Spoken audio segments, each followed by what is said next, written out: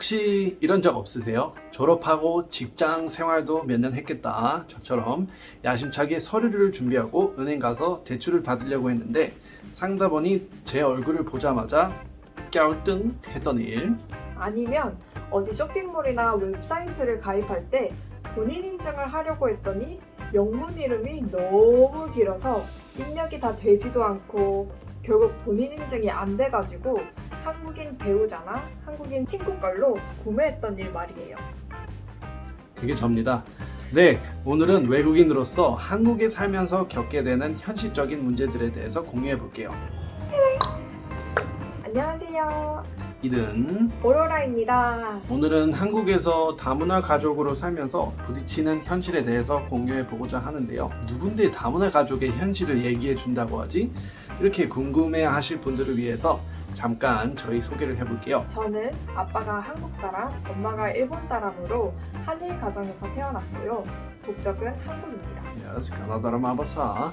저는 아빠가 스코틀랜드 사람, 엄마가 미국 사람으로 스미 가정, 스코틀랜드 미국 가정에서 태어났고요. 국적은 미국입니다.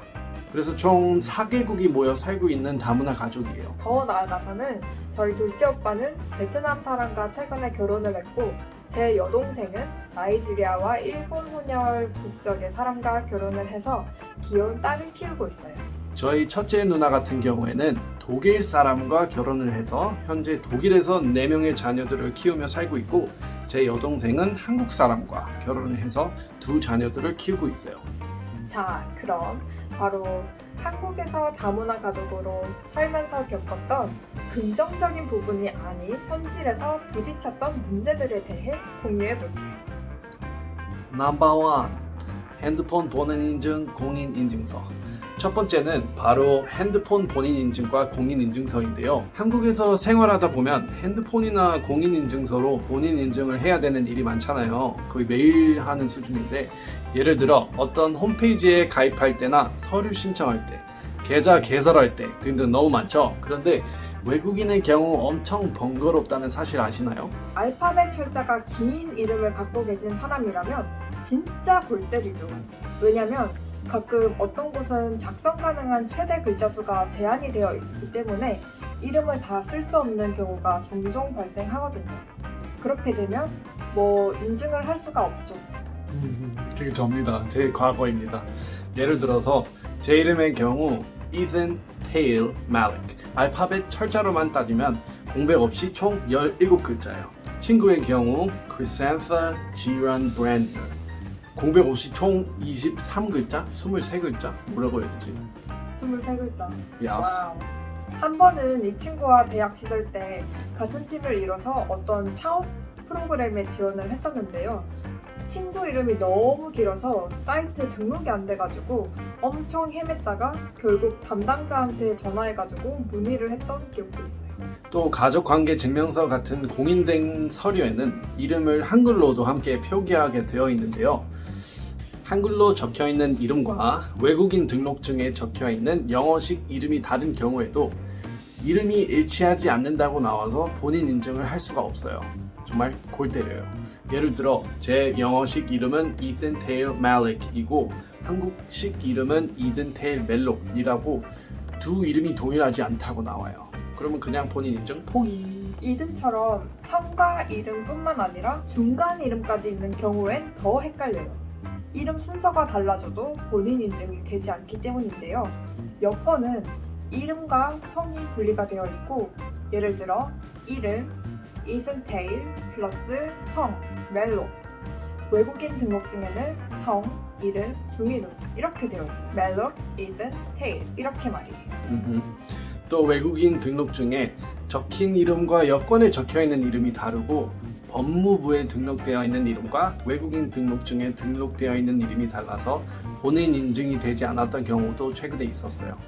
참고로 대학 시절 학교에 등록했던 한국식 이든의 이름은 이든 멜록이에요. 그래서 대학 관련 서류를 떼보면 이름이 이든 멜록이라고 나온답니다. 네, 동명이인입니다. 거기다가 한국 발음을 어떻게 쓰느냐에 따라 또 달라지는데요. 예를 들면 이런 거예요.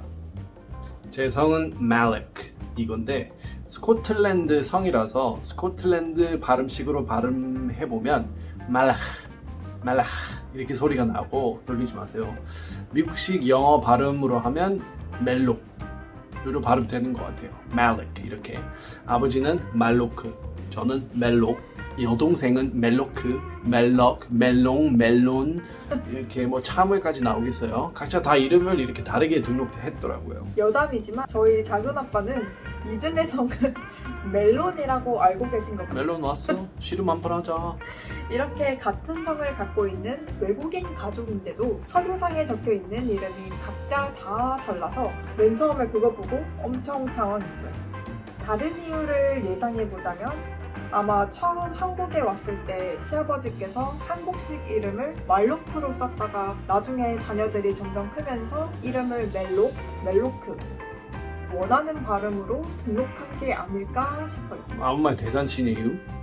한국에서 거주를 준비 중인 외국인이시라면 법무부 서류나 건강보험, 은행 계좌 개설 등등 이런 서류 신청해야 되는 게 많이 생길 텐데 서류 등록할 때 꼭 이름 순서랑 발음을 동일하게 다 등록하시는 걸 추천드립니다. 안 그러면 본인 인증이 되지 않아서 번거롭고 화딱지 나고 그냥 다 때려치고 싶고 다시 미국으로 돌아가고 싶고 남바두 계좌 개설. 두 번째는 계좌 개설인데요. 외국인은 비대면으로 계좌 개설을 할 수 있을까요? 한국인이라면 은행 계좌나 증권 계좌 개설이 필요한 경우에 내가 미성년자가 아니고 신분증, 핸드폰 본인 인증, 공인인증서가 있으면 은행이나 증권사에 방문하지 않아도 핸드폰으로 간편하게 계좌 개설을 할 수 있는데요. 부럽습니다. 외국인의 경우 외국인 등록증이 있고 핸드폰 본인 인증서, 공인 인증서가 있다고 하더라도 온라인으로 발급이 되지 않아서 무조건 은행, 증권사에 외국인 등록증을 가지고 방문을 해야 해요. 무조건 집 밖을 나가야 됩니다. 집콕 안 돼요. 저희가 한참 공모주 청약에 빠져 있었을 때가 있었는데요. 그때 최대한 빨리 증권사 계좌를 만들기 위해서 이것저것 알아보다가 하루에 계좌 5개를 개설할 수 있는 방법을 발견했어요. 원래는 통장 개설 영업 제한 20일이 있기 때문에 통장 하나를 만들면 평일 기준 20일이 지나야 또 다른 통장을 개설할 수 있습니다. 한국인인 저는 하루 안에 5개 증권사를 집에서 그냥 간편하게 띡띡띡 만들었지만 미국인인 이드는 온라인으로 계좌 개설이 되지 않기 때문에 어쩔 수 없이 증권사에 방문해서 거의 한두 시간씩 걸리면서 계좌 하나를 만들고 20일 뒤에 또 다른 증권사를 방문해서 계좌 하나를 만들고 이렇게 해야 했답니다. 참고로 미성년자 자녀 계좌 개설 시에도 온라인으로는 개설이 되지 않고 가족관계 증명서나 관련 서류들을 들고 직접 은행과 증권사에 방문해야 개설이 가능합니다. 얍얍 참고하세요. 한국에서 쭉 지내실 분들이시라면 주식이나 ETF, 개인연금 등 재테크를 위해서 한국에 있는 동안에 매달 하나씩 증권 계좌를 미리 만들어 놓는 것도 추천드려요. 꿀팁! 얍, 미리 만들어놔요. 예를 들어 어떤 홈페이지에 가입할 때나 서류 신청할 때 시작. 한국에서 생활하다 보면 핸드폰이 근데 그렇게 웃고 있으면 안 되지. 아 진짜 이거 NG 영상으로 써요. 아 보지 말라고. 자 시작한다.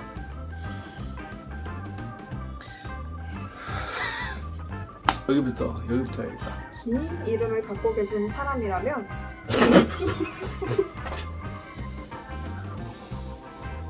아 왜? 아니 잘하고 있었다고. 아니 난 참고 있었다는데 못 참은 거지. 특히 숫자가 긴 이름을 갖고 계신 사람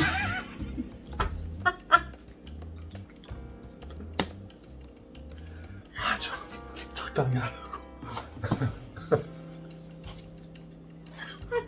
우리 이거 안 될 것 같은데. 너무 무슨 말이야? 아 잠깐 물 좀 마셔야겠다. 너무 그런데 어느 날 갑자기 Once upon a time 벌금을 내야 된다는 우편이 날라왔어요. 청천벽력.